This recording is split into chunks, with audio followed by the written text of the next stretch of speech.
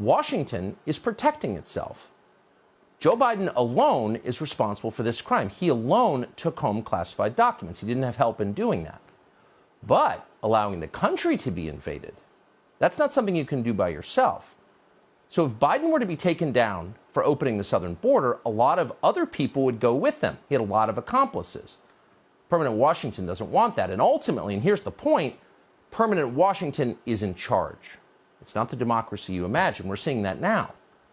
So if you want to understand, if you really want to understand how the American government actually works at the highest levels, and if you want to know why they don't teach history anymore, one thing you should know is that the most popular president in American history was Richard Nixon.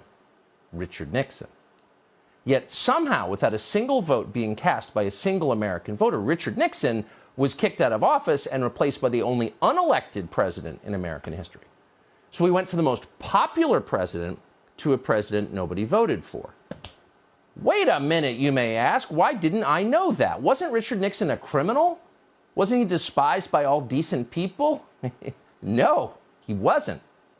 In fact, if any president could claim to be the people's choice, it was Richard Nixon. Richard Nixon was reelected in 1972 by the largest margin of the popular vote ever recorded before or since.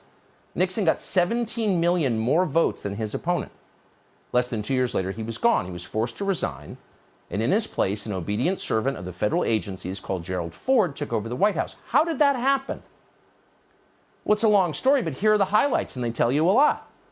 Richard Nixon believed that elements in the federal bureaucracy were working to undermine the American system of government, and had been doing that for a long time.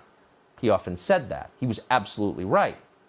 On June 23, 1972, Nixon met with the then CIA director Richard Helms at the White House.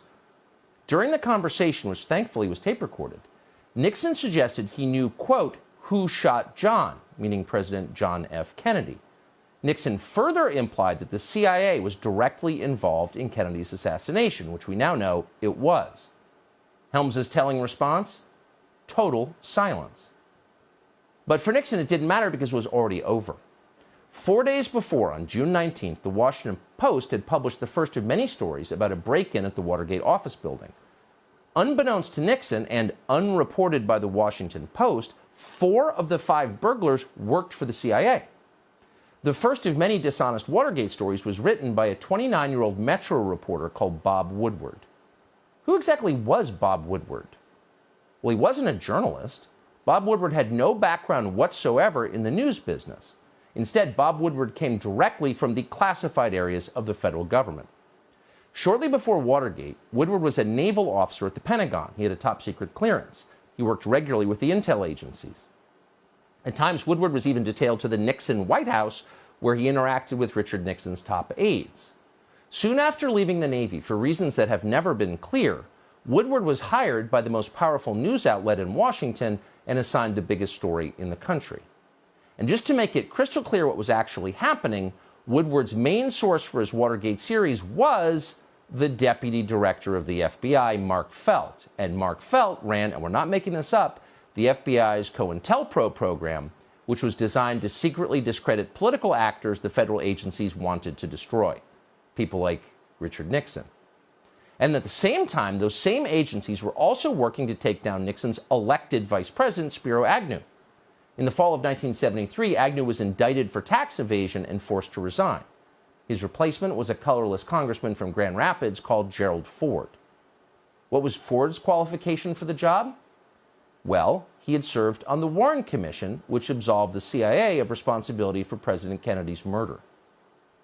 Nixon was strong-armed into accepting Gerald Ford by Democrats in Congress. Quote, "We gave Nixon no choice but Ford," Speaker of the House Carl Albert later boasted. 8 months later, Gerald Ford of the Warren Commission was the President of the United States. See how that works? So those are the facts, not speculation. All of that actually happened. None of it's secret. Most of it actually is on Wikipedia.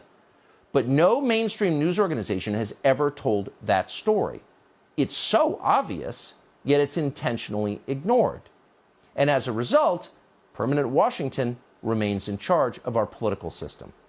Unelected lifers in the federal agencies make the biggest decisions in American government and crush anyone who tries to rein them in. And in the process, our democracy becomes a joke.